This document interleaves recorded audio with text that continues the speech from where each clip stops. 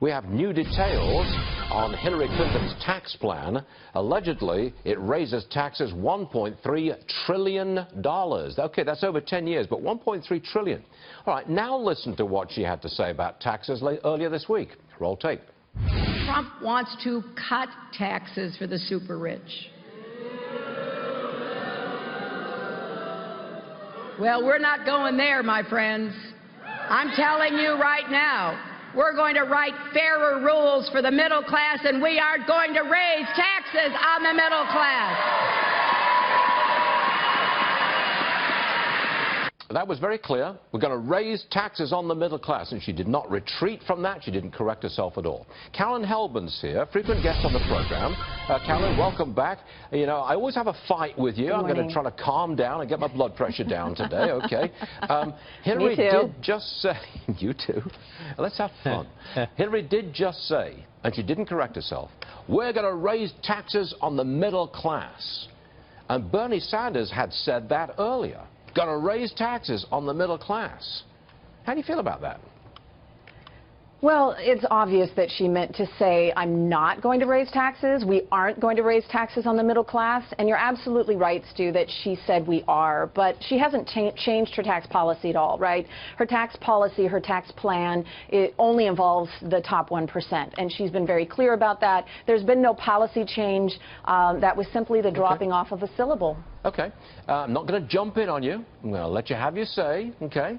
So what is her tax plan for the top 1%, who currently pay, what is it, 38% of all income taxes raised? What is her tax plan? What would she do with the top 1%? Well, with the top 1%, they would see their taxes go up in terms of a higher capital gains rate, which she hasn't specified yet, an inheritance tax that would go up and be restored to pre-George W. Bush cuts. She also wants to raise the rate above funds earned over about $400,000. And in addition to that, she wants to raise close corporate loopholes, right?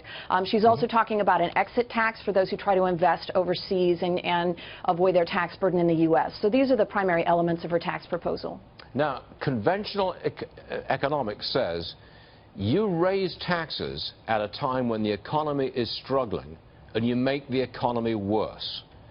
That's a position that I hold. I take it you disagree.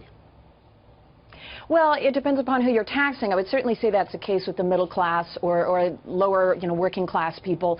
But the fact of the matter is, Democrats, since World War II, have seen about twice the growth that Republicans have seen while in office. Real wages go up under Democrats. And these are folks who are taxing the wealthy more than Republicans. So I am confident that middle class, most earners in America, will see a boon under Hillary Clinton versus, I'm sorry, but your buffoon of a candidate. No, he's not my candidate, and you're free to say what you like. He's not. He's not my candidate. Oh, good. Whether you think he's a buffoon or not. Good. You're level-headed then. Thank you. What is this, a love fest all of a sudden? Big hugs, Stu.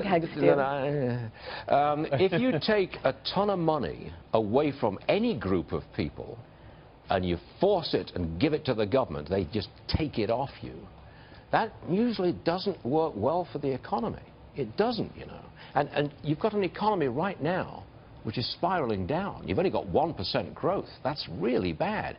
Do you really want to take money out of the private sector at a time like this? You really want to do that? Absolutely, and it's not taking it out of the private sector. Hillary Clinton has adopted one of Bernie Sanders' proposals to raise the minimum wage to $15 an hour, and what we've seen in cities that have adopted this is that it hasn't led to any or a small increase in prices. It hasn't affected employment rates, but what it has done is it's put a lot of money in people's pockets so that they can purchase more. So I actually think it's a win-win if you are taxing people at the top in order to redistribute that wealth, that non-meritorious, much of it non-meritoriously earned wealth to the middle class. Oh, that's very, okay. No, I'm not